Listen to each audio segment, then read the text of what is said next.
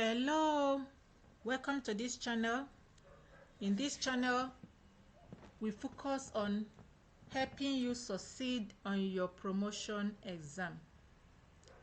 So this is revised public service rules.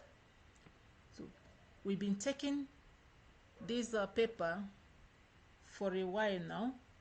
In previous lessons we considered the general definition, and then we considered appointment, that is part of appointment. So our desire is that you succeed in your promotion exam if you're a civil servant, and if you are seeking for public service appointment, that you also succeed in the entry exam, in public service entry exam. So that is why we take our time to produce this material for your benefit. Now, if you are a returning viewer to this channel and you've not subscribed before, kindly hit the subscribe button. It will help you to get our materials in real time. As soon as it's uploaded, you'll be notified. And if you are coming across this channel for the first time, also hit the subscribe button so that you don't miss any of our materials, as long as you want to succeed in your promotion exam or in your public service entry exam, because that is our desire. So today in this video we are continuing with appointment. So the second part of it, we saw the first part in the last video, so we are continuing now on the second part. And in this video we shall be looking at the short-term appointments, and then the transfer and secondment. So that is what we shall be looking at in this particular episode. Now, starting with definition on short-term. There may be circumstances in which specialized skills or new or emerging skills which may or may not have been prescribed in the schemes of service are required in the public service. So in order to fill the observed gaps and or to show up the capacities of existing officers, appointments may be made for a prescribed period of time in the following categories. So it can be made on contract appointment, or sabbatical appointment, or career exchange programs, or talent sourcing strategy. Then we also have internship, and then volunteerism in the federal service. Then contract appointment. So we shall be looking at contract appointment right now. A contract appointment is temporary appointment which does not provide for the payment of pension to a post of the level of to which appointment is made by the Federal Civil Service Commission or the governing board in case of parastatals and agencies for a specific period, as opposed to appointments on pensionable terms. A contract appointment may be recorded, a contract appointment must be recorded in a formal document of agreement. Now, types of contract appointment. So contract appointment may be offered in the following ways. A, if it is established that the service no longer has officers with specific skills as provided in the approved schemes of service that can perform the related functions. Then B, if it is based on the circumstances arising from emerging cadres, then courses, skills, and the creation of new ones, as well as prevailing reality. Then 2, it can be tied to funded projects. It can be tied to funded projects or programs with specified lifespan. So tied to program or project with specified lifespan. Then 4, to expatriates only when suitable Nigerians are not available. Then 5, to Nigerian, if, so now this, to Nigerian, if A, they are pensioners. So if a pensioner can go on contract. Then 2, B, if they are 50 years of age or over at the time they are being appointed. Then C, if they specifically request to be employed on contract terms and it is deemed in the best interest of the service.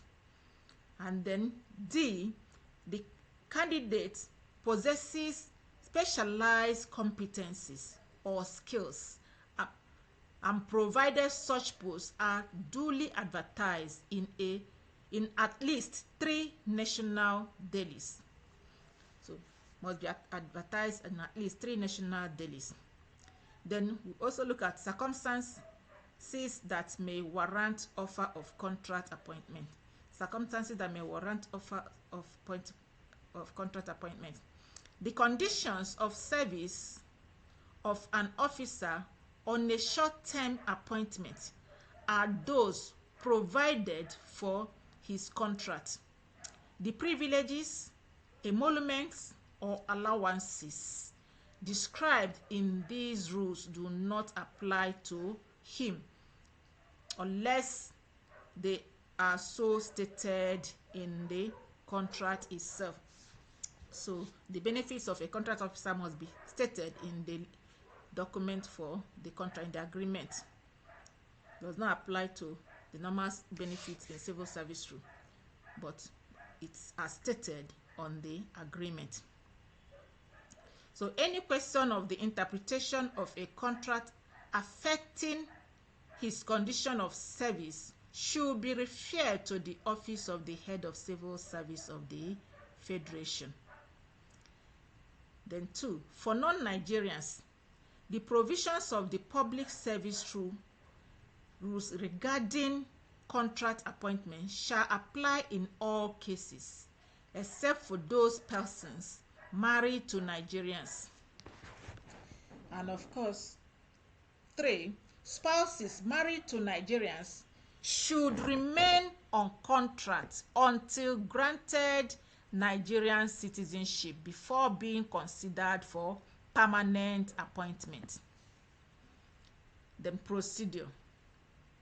Procedure for processing contract appointment include 1, the MDAs through their senior staff committee are to undertake identification of required skills and defend the skills at the office of the head of civil service of the Federation, whose responsibility shall be to work out the approved waiver for the desired skills. Then the prospective applicant, that is 2, prospective applicant must apply for such position through the submission of a duly filed Federal Civil Service Commission Form 2 as required, being a post of the level which appointment is made by the Commission.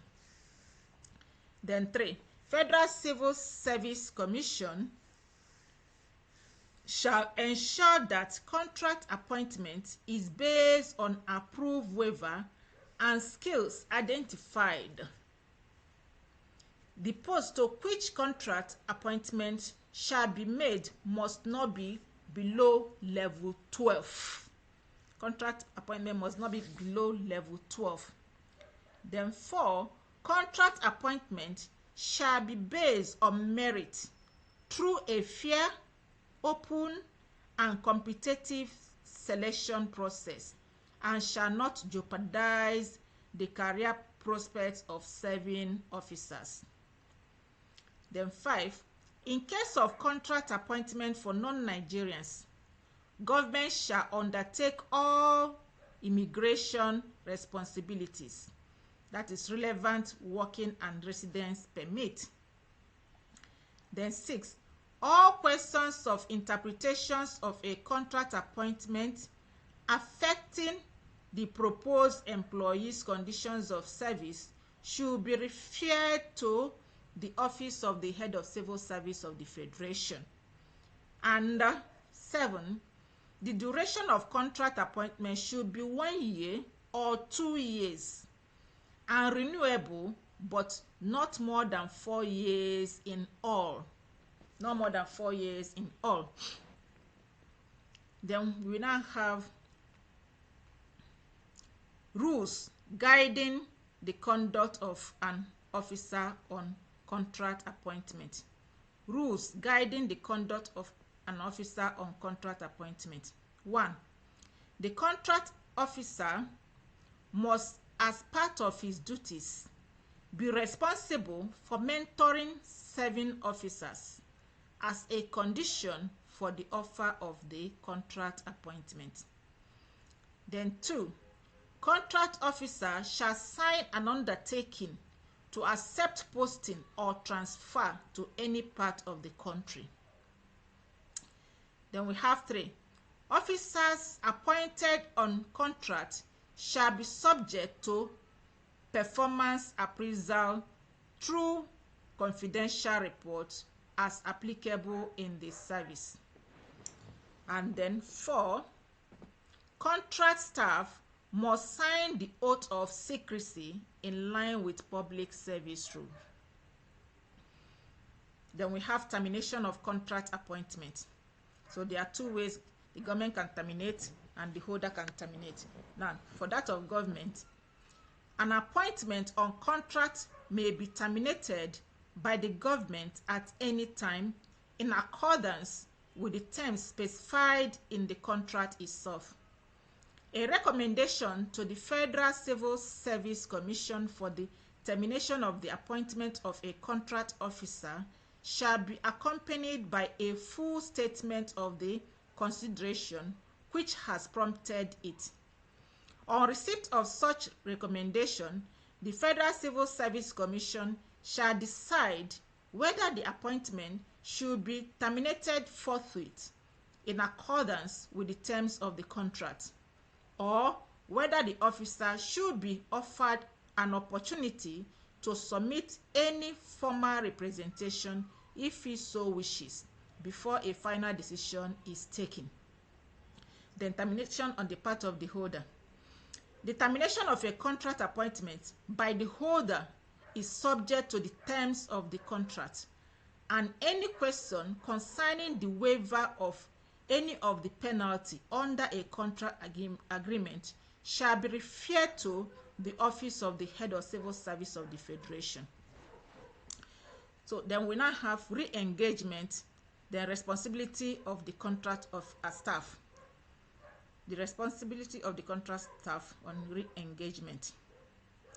An officer serving on contract who desires re-engagement shall so inform the government in writing through the permanent secretary or head of extraministerial office not less than 4 months before his leave is due. In the absence of such notification, it may be assumed that an officer serving on contract does not desire re-engagement. Then responsibility on re-engagement by the permanent secretary.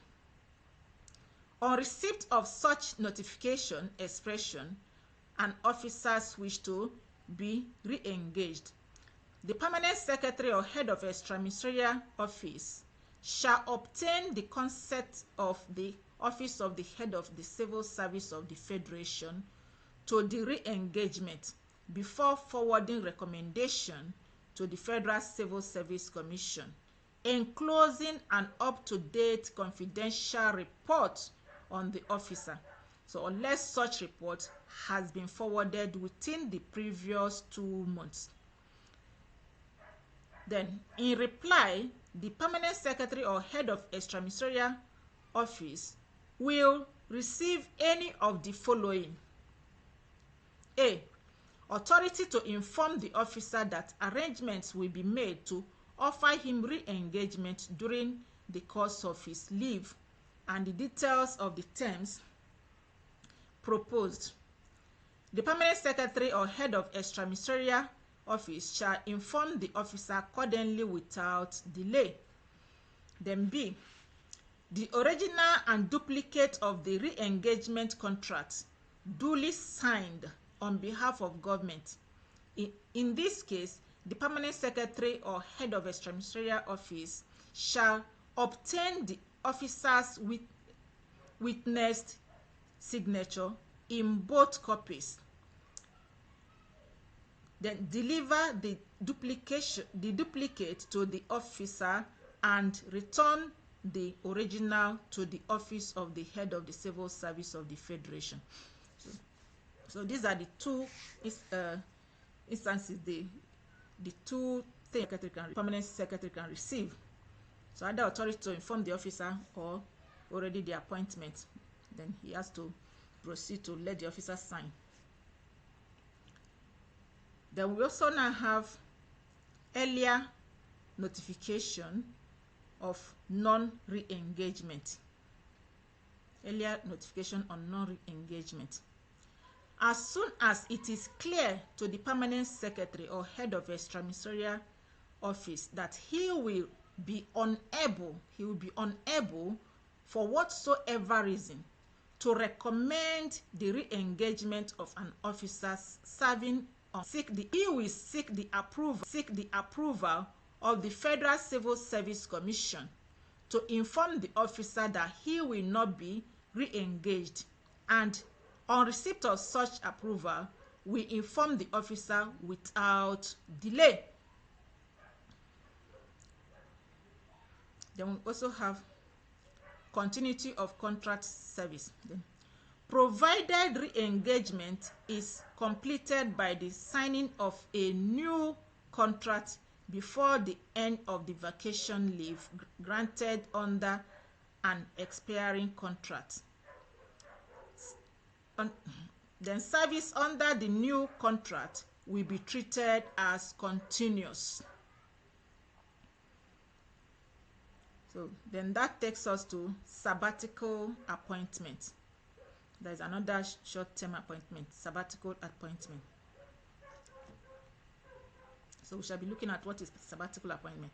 So sabbatical appointment, as it applies to the service, is the appointment of an officer on grade level 15 or equivalent. So sabbatical appointment is made for those on grade level 15 or its equivalent and above, 15 and above or its equivalent, for the purpose of research and professional development of the officer. So note the purpose of sabbatical appointment. It is for those on level 15 and above or its equivalent, and is for research and professional development of the officer. So the appointment shall be for a period of 12 calendar months. 12 calendar months. That is the duration of sabbatical appointment. Then we now have remuneration on sabbatical appointment. Remuneration on sabbatical appointment. Then the MDA or organization shall be responsible for the payment of the travel expenses, lodging, and sundries, while the parent ministry, MDA or organization, will continue to pay the salary of the officer for the duration of the leave. So the host MDA is responsible for the payment of the travel expenses. The host MDA will pay the travel expenses, pay the lodging and sundries, while the parent ministry will continue to pay the salary of somebody on sabbatical appointment. Then we have the internship.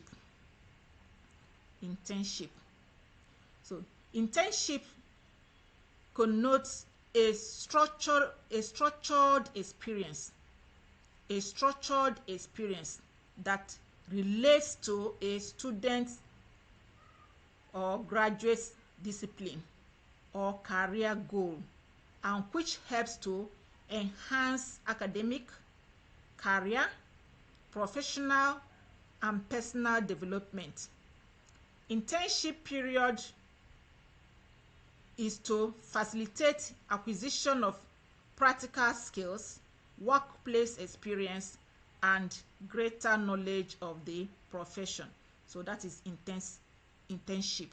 So taking it again, internship connotes a structured experience that relates to a student's or graduate's discipline or career goal, and which helps to enhance the academic, career, professional, and personal development. Internship period is to facilitate acquisition of practical experience, workshop, that's practical skills, the workplace experience, and greater knowledge of the profession. Then that takes us to volunteerism. Volunteerism denotes a practice of offering one's time or talents for charitable, educational, or other worthwhile activities, especially in one's community. So that is volunteerism. Then volunteers are driven by passion to leave a noble legacy of service to humanity.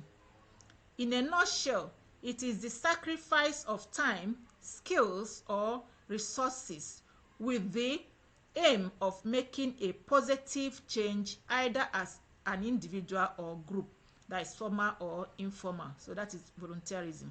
Take it again. Volunteerism denotes volunteerism denotes a practice of offering one's time or talent for charitable, educational, or other worthwhile activities, especially in one's community. So volunteers are driven by passion to leave a noble legacy of service to humanity. In a nutshell, it is the sacrifice of time, skills, or resources with the aim of making a positive change either as an individual or group, that is formal or informal. So next, we now have procedures for engagement of interns and volunteers into the public service. Procedure for engagement of interns and volunteers into the public service route. So we have focal office shall be established in the office of the head of civil service of the Federation to be responsible for identifying the fields or tasks available for volunteer program and disseminate the information. The MDAs in supportive role are required to establish desks for the two programs.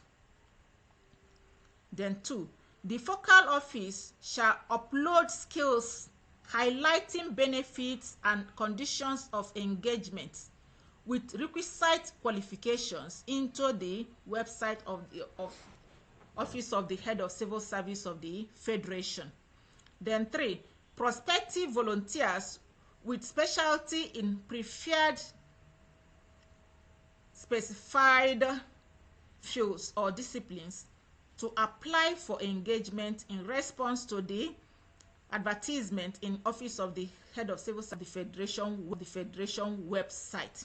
So it will be uploaded to Office of the Head of Civil Service website. Then 4, prospective volunteers must be certified medically fit and suitable for the assignment by a recognized healthcare provider and obtain security clearance from the police before engagement. Then we now have 5. Interns to be engaged directly by MDAs shall submit reference letter from their respective institutions. Then stipends paid to interns shall be at the rate prescribed by relevant circulars issued from time to time. Then successful candidates shall be given letters of commendation at the end of the program. So they get letters of commendation. Then we have tenure for internship and volunteerism. So they are interns shall be engaged for 3 to 6 months on part-time during an academic session. So this is their duration. So for interns during an academic session, they shall be engaged for 3 to 6 months on part-time, and for a period of not more than 12 months on full-time, while volunteers shall be engaged for a maximum of 12 months at a time. So the duration for interns during academic session, they are engaged on part-time 3 to 6 months, and then 12 months full when it's not academic session, while volunteers is for 12 months, for maximum of 12 months at a time. Then we have stipends for volunteers shall be in accordance with the rate contained in the National Volunteering Policy by the Office of the Secretary to the Government of the Federation. Host MDAs shall be responsible for the payment of stipends to volunteers during a period of their service. That is the remuneration for volunteers and the internship. So the stipends for volunteers shall be paid in accordance with the rate contained in the National Volunteering Policy by the Office of the Secretary to the Government of the Federation. And it's the duty of the host MDA to pay the stipend to volunteers during the period of the service. Then interns must be postgraduate. Now, these are the people that can employ in that line. So interns must be postgraduates, undergraduates, or students in other tertiary institutions, while volunteers must possess a university degree, higher national diploma, national certificate of education, national diploma, and senior secondary education school certificate examination. So these are the qualifications for interns and volunteers. Then legal framework for processing short-term engagement. So legal framework for processing short-term engagement. So A, to ensure that due processes are followed in negotiation, drafting, and execution of contract of engagement by the parties on all the short-term appointments. The basic norm shall be that the following departments or units must be represented at the discussion. So the departments that must be represented at the negotiation of the conditions of service of the short term. So we have 1, the human resources management. Then 2, the finance and accounts department. Then we have 3, the user departments or units, that the user departments or units that they will benefit from, that will be beneficiary to. Then 4, the legal unit. So the people that will be available at the negotiation, we take it again, the human resources management, the finance and the accounts department, the user department or units, and then the legal unit. And of course, then the representation shall be at the level of director. So the representation in all cases shall be at the level of a director. Then B, after negotiations, a letter of appointment shall be issued to the employee duly endorsed by permanent secretary or chief executive, indicating the terms of the contract of engagement by the parties. The template of short-term engagement is being provided. So that is that on a short-term appointment. So quickly we go on transfer and secondment. So proceeding to transfer and secondment. So definition. So transfer is the permanent release of an officer from one scheduled service to another, or from one class to another within the same service. Know the definition of transfer. permanent release of an officer from one scheduled service to another or from one class to another within the same service. The keywords, the same service. While secondment means the temporary release of an officer to the service of another government approved body or any recognized international organization or body for a specified period. Note the keywords. Then authority to process transfer or secondment. So looking at the authority to process transfer or secondment. So 1, applications for transfer or secondment to post graded grade level 6 and below shall be considered by the appropriate committee of the benefiting ministry or extraministerial office and approved by the permanent secretary or head of extraministerial office. Then application for trainee or secondment to post graded 07 to 10 in any ministry or extraministerial office shall be determined by the Federal Civil Service Commission. Then officers seeking transfer from scheduled establishment on salary grade level 7 to 10 are required to sit for the annual competitive service civil service entry exam. So for grade level 7 to 10, they sit for exam, and Federal Civil Service Commission is responsible. They will have procedure for transfer or secondment. The following procedures shall apply in processing transfer and secondment. A.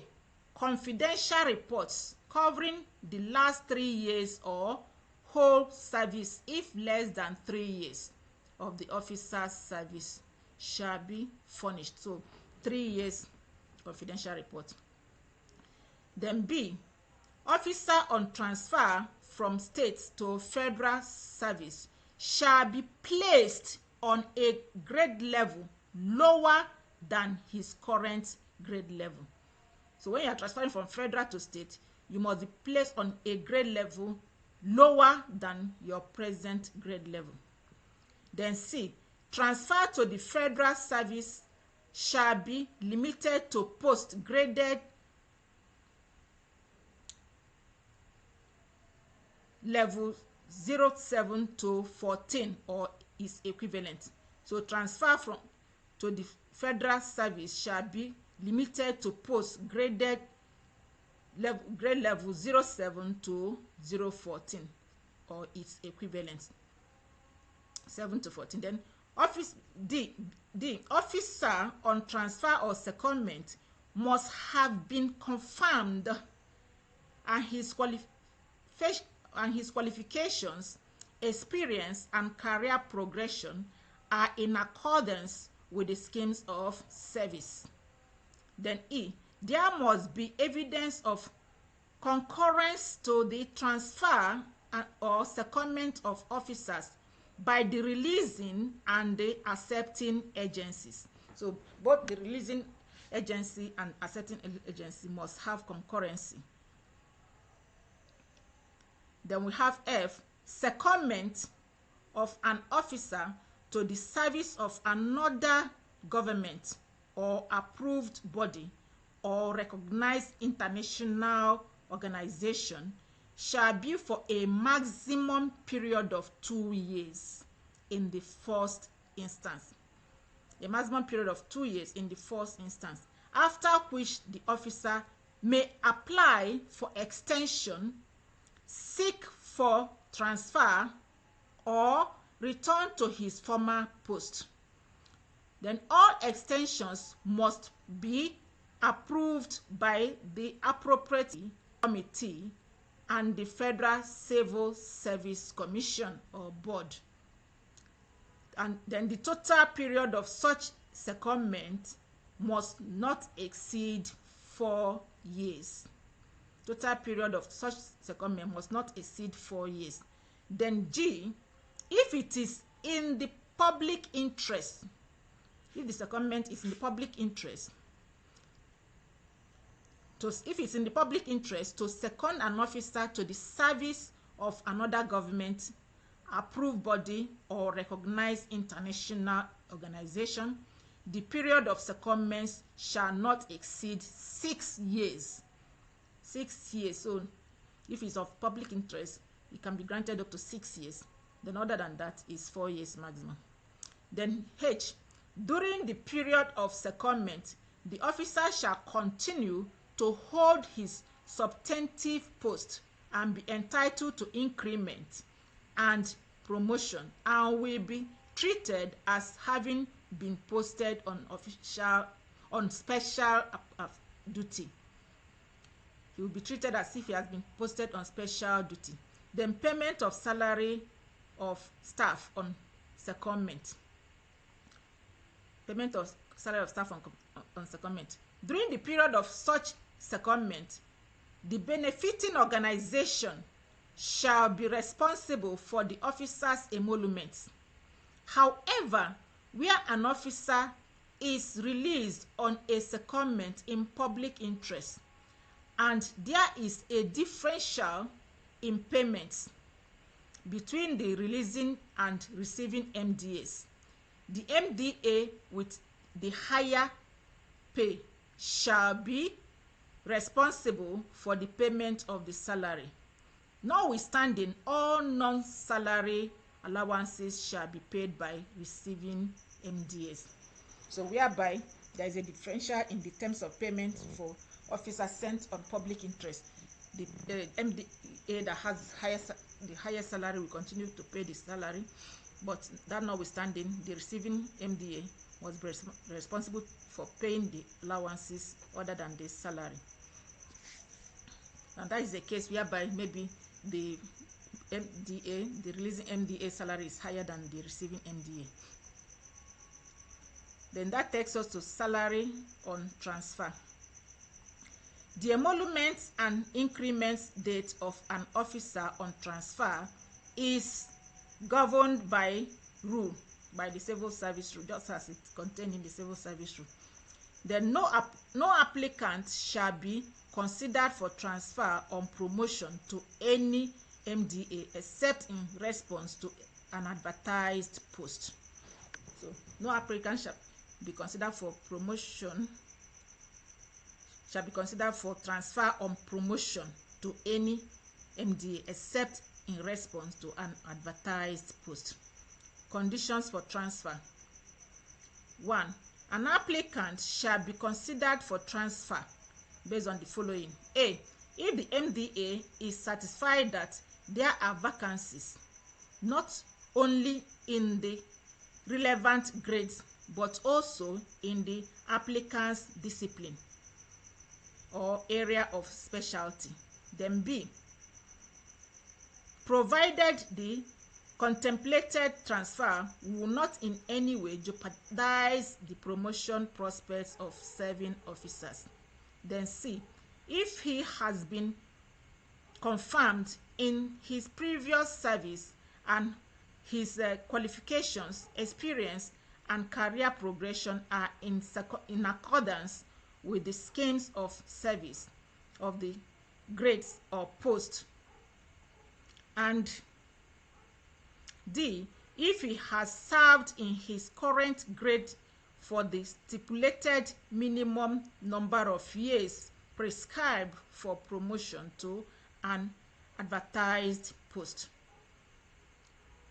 Then we have no ministry shall transfer or second any senior officer to any parastatal under his supervision, either as a takeoff or at the request of the agency, without approval of the Federal Civil Service Commission or the board. Then no ministry shall accept any staff seconded to it without the endorsement of the Federal Civil Service Commission or board. Officer on secondment shall be appraised by the MDA he is seconded to. Then transfer on junior post. Junior post transfer from one junior post to another within the federal public service may be arranged with the consent of the officer being considered for transfer at the mutual discretion of the permanent secretary or head of the extraministerial office. Then quarterly returns. MDAs shall make quarterly returns to the Federal Civil Service Commission and or the office of the head of the civil service of the Federation on the number of staff on transfer or secondment to other services. In the same vein, the Federal Civil Service Commission shall furnish MDAs on quarterly basis the approved list of staff seconded or transferred to the other services. So that is that. We shall stop here for this video. It's lengthy already, so we shall be taking our quiz. Please, if you are yet to hit the subscribe button, kindly hit it before we proceed to the quiz. And on the quiz, for each question, kindly put down your answer quickly at the comment section. Put down your answer at the comment section before you finally see the correct answer. By that, you'll be able to evaluate yourself how ready you are for the exam. Thank you. So, question 1. Which of these is applicable to a person appointed to a contract post? A. The duration is 1 or 2 years and can renew his contract to a maximum of 4 years on the whole, and the condition of service is as contained on the contract agreement only. B. Enjoys some emolument other than as contained on the contract agreement at the end of the service. Then C. The duration is 1 or 2 years and can renew his contract to a maximum of 6 years on the whole, and the condition of service is as contained on the contract agreement only. Then D. Can terminate his appointment at will without any penalty. Then the answer is what? A. So the duration is either 1 or 2 years and can renew his contract to a maximum of 4 years on the whole, and the condition of service is as contained on the contract agreement only. Question 2. The following are situations for contract appointment into the public service, except A. If it is established that the service no longer have specific field skilled officer as provided in the scheme of service that can perform related function. Then B. Based on circumstances arising from emerging cadre, causes, skill, and creation of new ones, as well as prevailing realities. Then C. If the government want to minimize cost and save money for another project or program. Then D. If it is tied to funded projects or program with a specified lifespan. Then E. To expatriates only when suitable Nigeria is not available. So your answer at the comment section. So the correct answer is C. That is, if the government wants to minimize cost and save money for other projects or programs. So that shall never be a situation to appoint a contract officer. Then question 3. All except dash can be appointed to a contract appointment. So 1. Person over 50 years of age as at time of appointment. II. An expatriate. III. Pensioners. I for person whose spouse is in service. Then V. If the candidate possesses specialized competencies or skill, provided that the post is advertised in at least 3 national newspapers. So then 4. Then 6. Specifically requested for, and it is considered at the best interest of the service. Then 7. Spouse is married to Nigerians who are yet to be granted Nigerian citizenship. Then options. So A says 4 and 7. Then B, please note your answers. B says 4 only, remand for only. Then C, 7 only. Then D, 6 only. So which is correct option? Drop your answer. Now the correct answer is option B. Option B. Option B says, and so all except dash can be appointed to a contract appointment. Option B says 4 only, and 4 is a person whose spouse is in service. So that is not a condition to be appointed.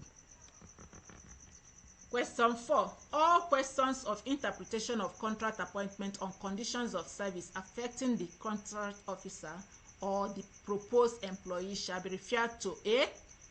Federal Civil Service Commission, B. Permanent Secretary or Head of the Extraministerial Office for the supervising ministry, then C. The Head of Service of the Federation, then D. The Accountant General of the Federation. So question 5 says the termination of the contract appointment by the holder is subject to the terms of agreement. Questions concerning to waiver on any penalty on the contract agreement shall be referred to A.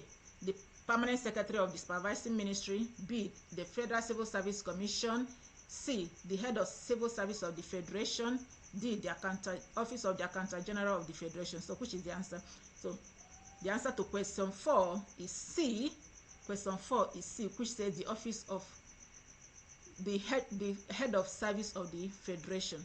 So all questions of contract appointment must be referred to the office of the head of service of the Federation. Why the answer to question 5 is C, that is the same head of service of the Federation. So the termination of the contract appointment by the holder is subject to the terms of agreement.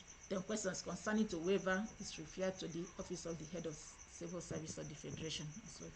Then question 6. The following are the rules guiding officers on contract appointment, except rules guiding officer on contract appointment. A. He or she must be ready to mentor serving officers as part of the contract agreement. B. Sign an undertaking to be posted to or transferred to any part of the country. Then C. Be subjected to performance appraisal through a confidential report as contained in the public service rule, and then sign an oath of secrecy. Then YD says receive remuneration according to number of serving officers trained. So the answer on that is D. So receive remuneration according to the number of serving officers trained is not part of the rule guiding a contract officer. Question 7. To terminate a contract appointment, all of these are applicable except A. A recommendation for termination shall be forwarded to the Federal Civil Service Commission. B. A recommendation for termination shall be forwarded to Office of the Head of Civil Service of Commission, Head of Civil Service of the Federation, who shall give approval for the termination. Then C. Federal Civil Service Commission shall determine whether to terminate the appointment forthwith or in accordance to the terms of agreement. Then D. Give the officer an opportunity to submit a formal representation if he so wishes before the final decision is taken. So which of them is applicable? Then E. A statement of the consideration which has prompted determination. So please drop down your answer. Then question 8 says a contract officer desiring for re-engagement must notify the government in writing through the permanent secretary or head of extraministerial office not less than dash period of commencement of his leave. So within what period? A says 3 months, B says 4 months, C said 2 months, then D says 30 working days. So the options, the answer to question 7 is B. That is a recommendation for termination shall be forwarded to Office of the Head of Civil Service of the Federation, who shall give approval for the termination. No? Then why question 8? The answer is also B. That is 4 months. Then question 9. Arrange the following in the required order of procedure for re-engagement. Order of procedure for re-engagement. So arrange them.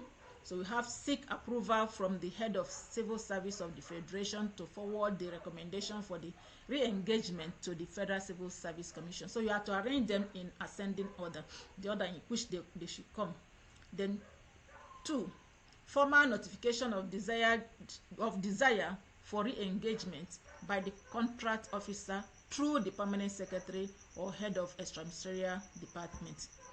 Then 3, the permanent secretary or head of extraministerial department informs the contract officer accordingly or obtain the signature of the contract officer on the original and duplicate copy of the re-engagement contract without delay. Then 4, forward the recommendation enclosing the confidential report of the officer to the Federal Civil Service Commission.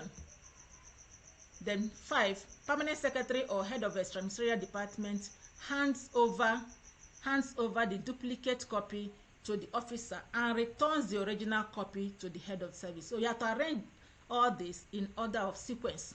They should come. Then 6, the permanent secretary or head of extraministerial office receives authority to inform the officer that arrangements will be made to offer him re-engagement and propose details of the terms or receives a duplicate and original copy of the re-engagement contract duly signed on behalf of the government. So quickly you arrange them the way they should come. So the answer number 2 should come first. Number 2 says a formal notification of desire to re-engage for re-engagement by the contract officer through the permanent secretary of the federation. So the officer will first of all inform the government that he is willing for re-engagement. Then if he does that, then number 1 follows. So number 1 says seek approval from the head of service of the federation to forward the recommendation for the re-engagement to the Federal Civil Service Commission, because he submits to the permanent secretary. The permanent secretary will now have to seek for approval from the head of civil service of federation to now forward the re-engagement to Federal Civil Service Commission.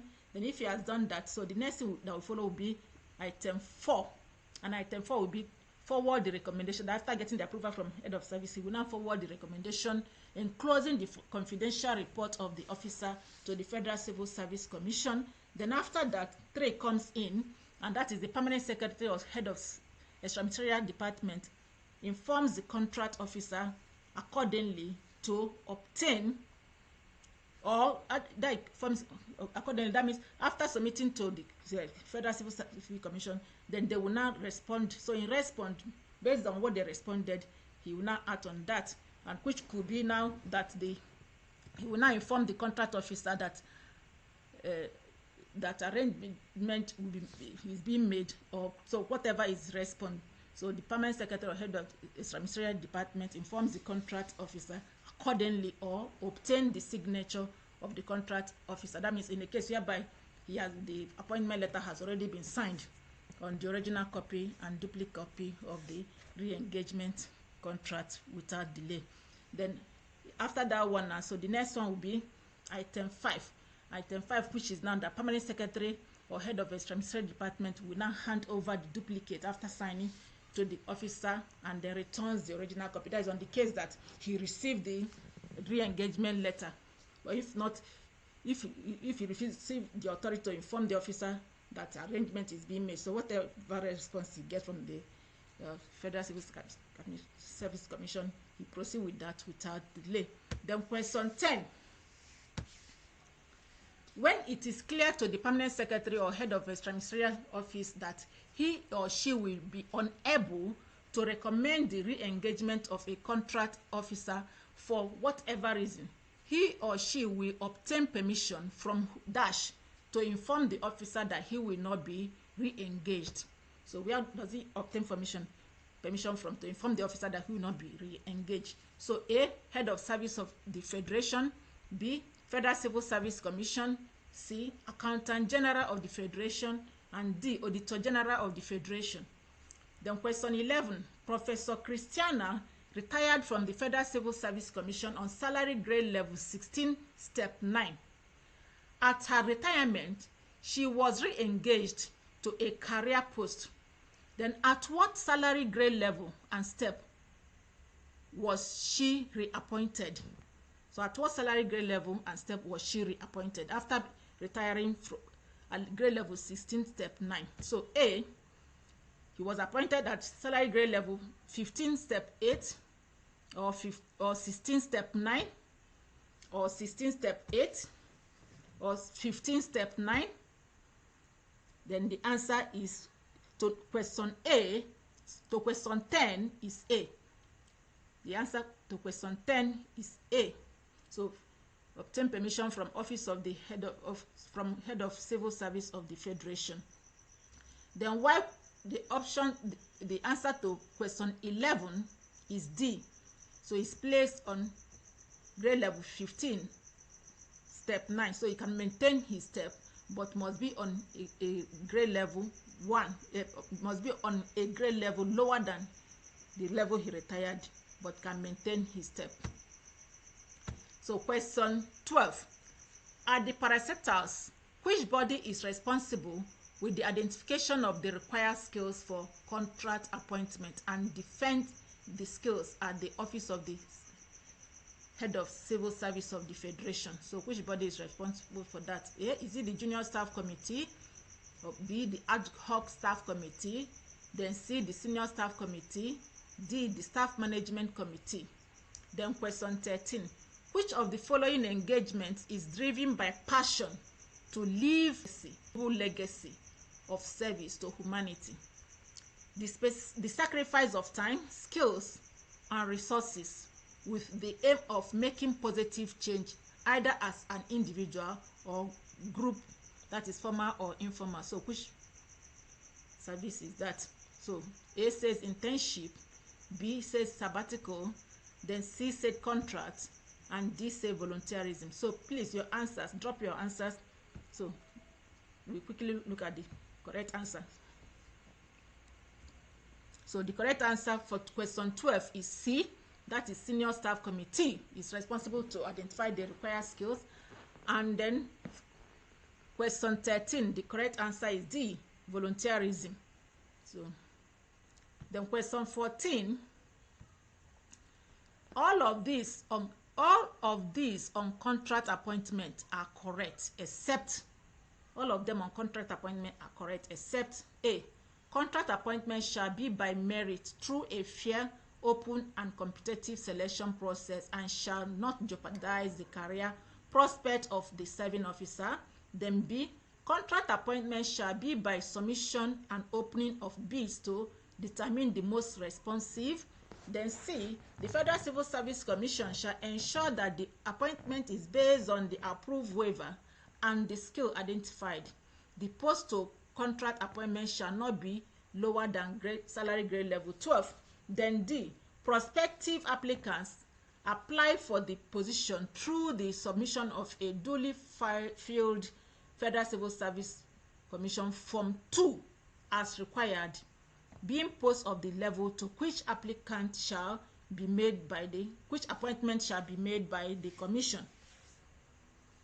Then E. The government of Nigeria shall undertake all immigration responsibilities, that is relevant work and resident permit for contract appointment of non-Nigeria. So which of them is not applicable? So quickly drop your answer. Now look at the answer. The answer is question 14 is B. The contract appointment shall be by submission and opening of bids. No. To determine the most responsible. No. They are not bidding. Then question 15 said fill in the gaps.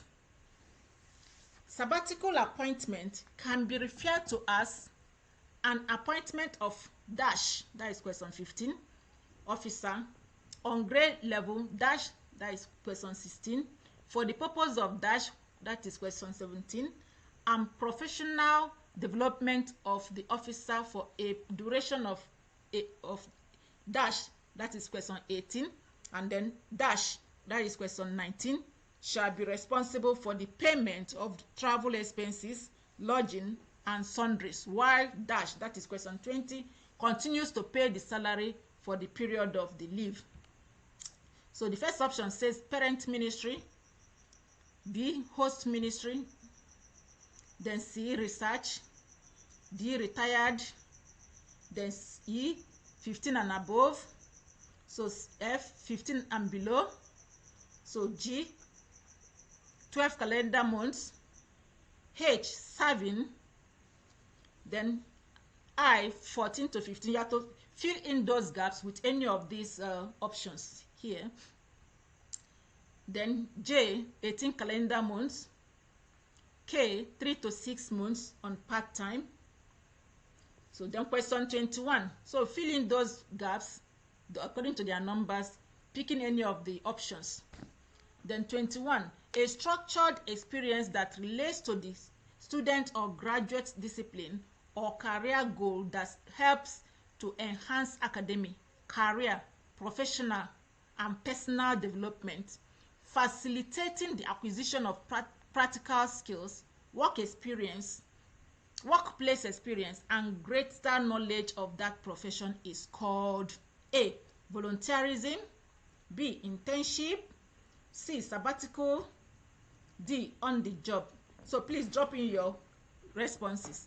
Then we'll look at the correct answer. So for question 15, this is question 15. The correct option is H. And what is H? H is serving. So it means it reads sabbatical appointment can be referred to as an appointment of a serving officer on grade level. Then 16. Now let's look at on grade level. So who can be appointed? So option 16 should be, this one says retired, no, 15 and above. Yeah. So on grade level 15 and above, that was what we saw.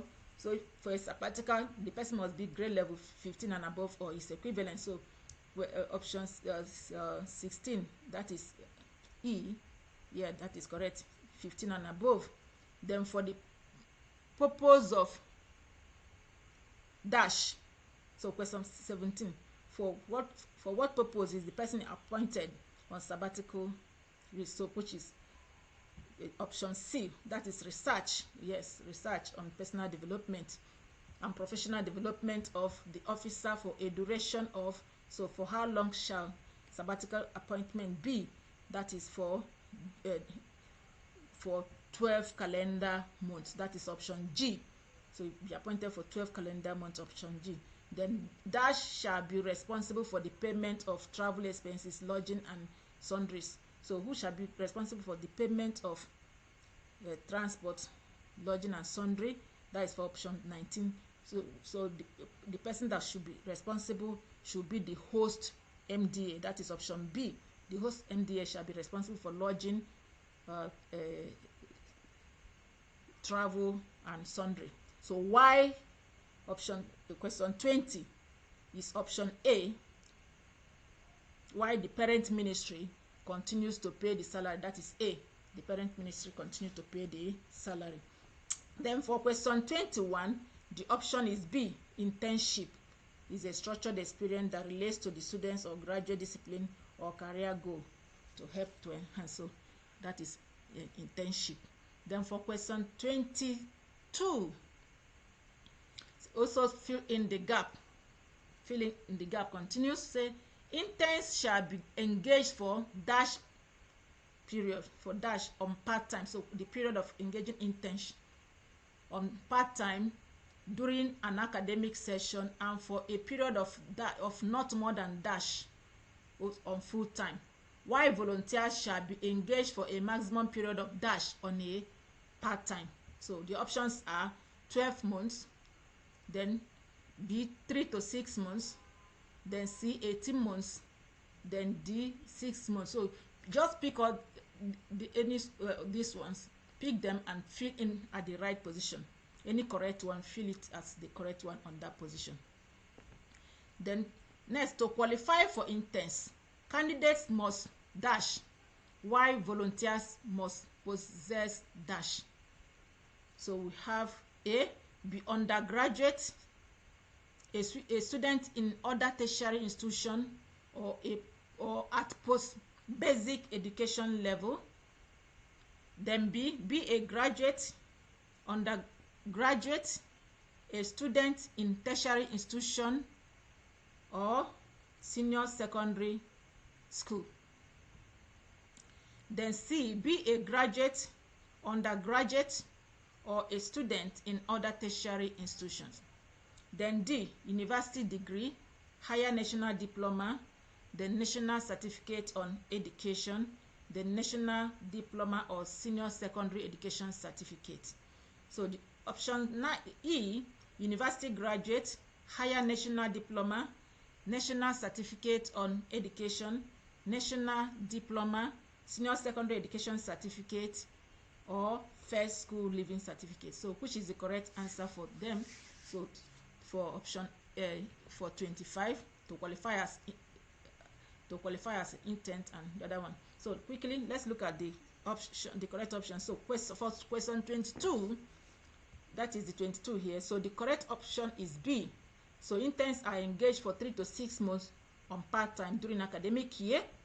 Then for option question 23, and when it's not academic year, they're engaged for 12 months on full time. That is option A. And likewise, volunteers also are engaged for also 12 months at a time. It's still A. So but 24 is also A, 12 months. 23 is also A. Then for question 25, to qualify for interns, candidates must so the answer there is C, must be a graduate, or he's on an undergraduate, or is a student in other tertiary institution before you can be an intern. So either you're a graduate, or you're undergraduate, or you're a student in other tertiary institutions. So why volunteers must possess, the option is D. You must possess university degree, or higher national diploma, or national certificate on education, or national diploma, or senior secondary education certificate. So that is why D is the option and not E, because E has first school living certificate. No. So it's from secondary education certificate then to higher institution certificate to be a volunteer. So the next question, question 27, says identify which of these is or are not a procedure for engagement of interns and volunteers into the public service.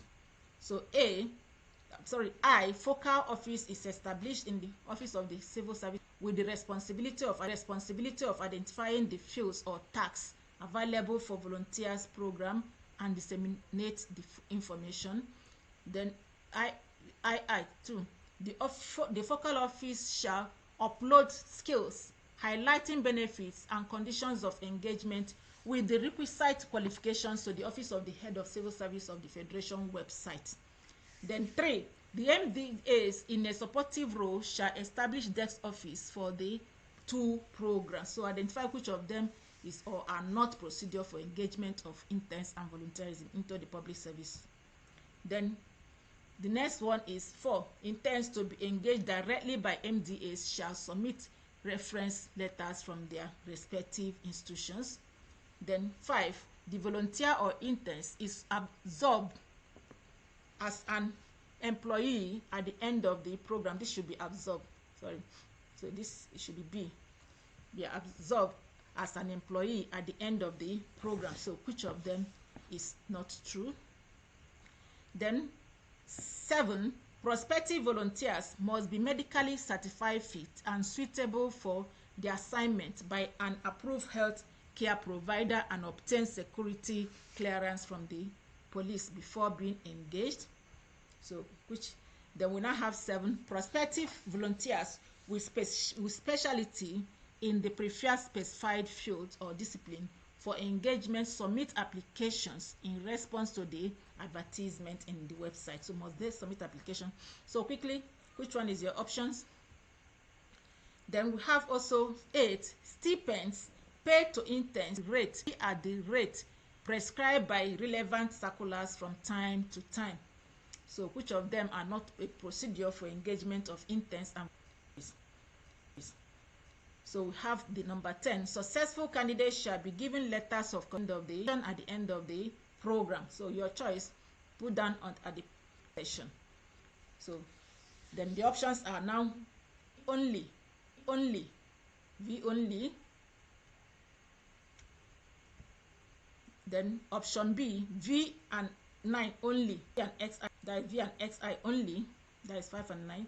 Then option C and 6 only, 6 only. Option D, 3, 8 and 9 only. Then the answer is option A. Question. Option A says focal office. Option A says V only. V only. So now let's look at V. The volunteer or intern is absorbed. No, it's not. They are not absorbed as employees at all. At all. So that is the correct option. Then question 28. Which of the following department is not represented in drafting and execution of the contract of engagement by the parties of all the short-term appointments? So which department is not supposed to be there? So A, legal unit. B, the user department or unit. C, finance and account department. D, planning, research and statistics. So which one is not legally there?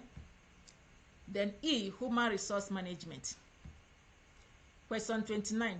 The representatives in the questions 28 above shall be what grade level? So what level? Then A, deputy directors. B, assistant directors. C, chief. And D, directors. Then question 30. Transfer of appointment can be defined as A, the posting of an officer from one schedule of service to another. B, the permanent release of an officer from one scheduled service to another, or from one class to another in another service. Then C, the permanent release of an officer from one scheduled service to another, or from one class to another within the same service. Then D, the temporary release of an officer to the service of another government approved by body or any recognized international organization or body for a specified period. So your correct answer. So your options now, we now have for question 28, the correct answer is D. Planning, research and statistics is not supposed to be there for the short term, except if it is the benefiting department. Then question 29, the option is D, the directors. So the representative at the negotiation must all be directors. And question 30 is option C, the permanent release of an officer from one scheduled service to another, or from one class to another within the same service. So that is transfer. It must be within the same service. Then question 31 says, what do you understand by secondment? So please click the subscribe button if you have not done that. Click the subscribe button if you have not done that, because subsequent questions on this, on civil service, will be coming up, so that you quickly get notified, you don't miss it.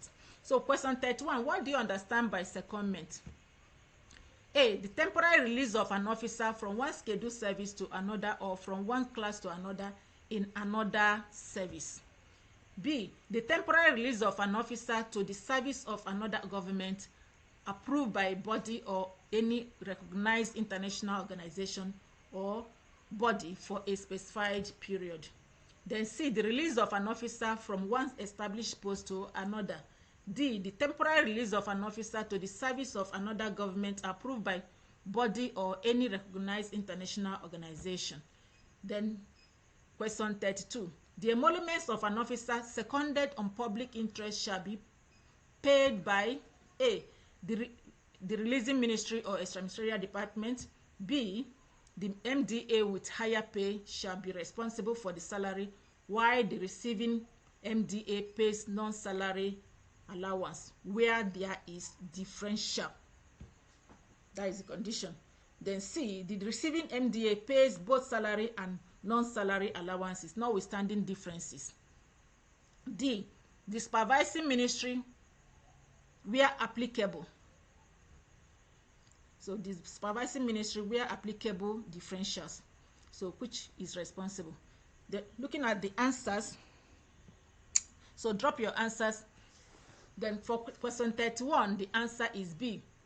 So secondment is the temporary release of an officer to the service of one government approved by body or any recognized international organization or body for a specified period. There is a period, the period must be specified for a specified period. So then question 32, the option is also B. That is, the MDA with higher pay shall be responsible for the salary, while the receiving MDA pays the non-salary allowances where there is differential. So where the salary ranges, so the ministry that has the higher pay will be responsible. And of course, if it's the releasing MDA that has the higher salary, the releasing MDA will continue to pay the salary, but other allowances must be paid by the receiving MDA. Question 32. Mrs. Hassan is on grade level 15 and she is desiring for a transfer or secondment to another office. Her application shall be considered by dash and approval given by dash. So she's on grade level 15 and she is desiring for a transfer for a secondment to another office. So her application shall be considered by dash and approval given by dash. A. Appropriate committee of her releasing ministry or extraministerial office considers and gives approval. Then B. Appropriate committee of her receiving ministry or extraministerial office considers the application and gives approval. Then C. Appropriate committee of her receiving ministry or extraministerial office considers the application and the permanent secretary or head of extraministerial office gives approval. Then YD, appropriate committee of her releasing ministry or extraministerial office considers the application and the permanent secretary or head of extraministerial office gives the approval. So the question, the answer is C.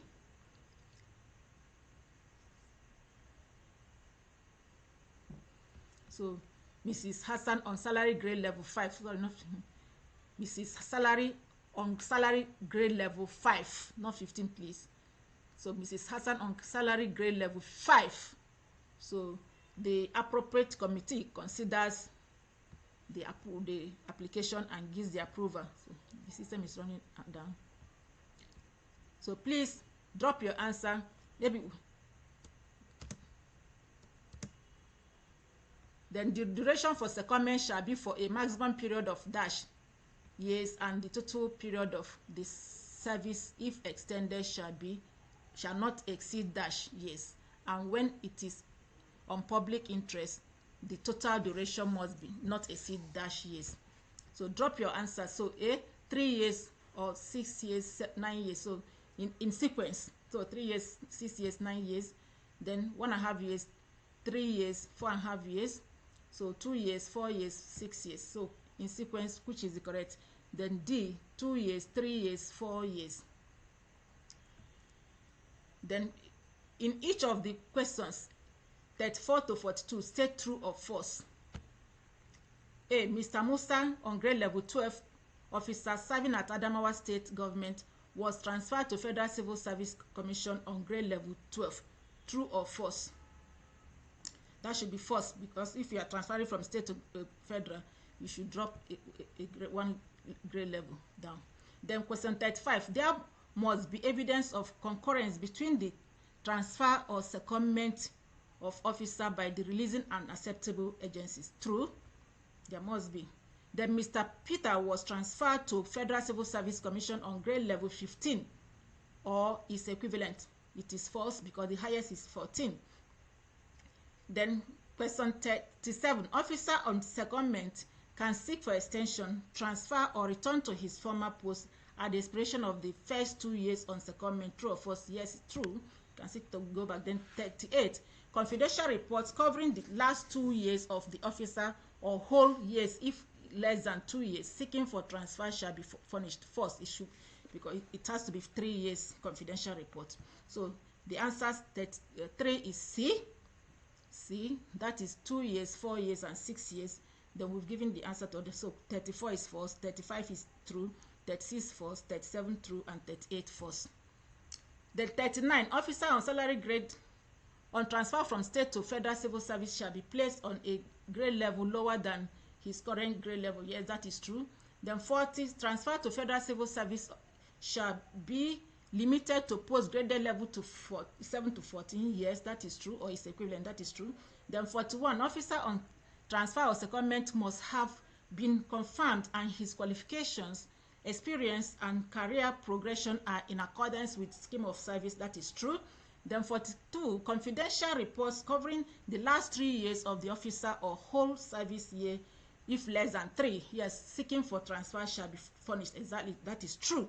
And then for 43, the authority for approval of all transfers or secondment of senior officers to ministry or parastatal is vested on A, the Federal Civil Service Commission or board, then B, the office of the head of service of the Federation, C, the office of the Secretary General of the Federation, and D, the permanent secretary or head of extraministerial office. So the answers 39, we've been answering them true, 40 true, 41 true, 42 true, and 43 is A of the Federal Civil Service Commission or board. Then 45, which of these is not a necessary condition for the transfer of Mr. Kolo? A, the contemplated transfer of Mr. Kolo must not jeopardize promotion prospect of the serving officer. Of course, that is true. Then B, if he has served in the current post the minimum number of years prescribed for promotion to the post advertised. Yes, which is true. Then if Mr. Kolo has good work relationship, no, that is not considered. Then D, vacancy must exist not only in the relevant grade level of Mr. Kolo, but also in his discipline or area of specialty. That is very correct. So which is your answer? Yes, the answer is option C. If Mr. Kolo has a good work relationship, that is not considered. So thank you so much.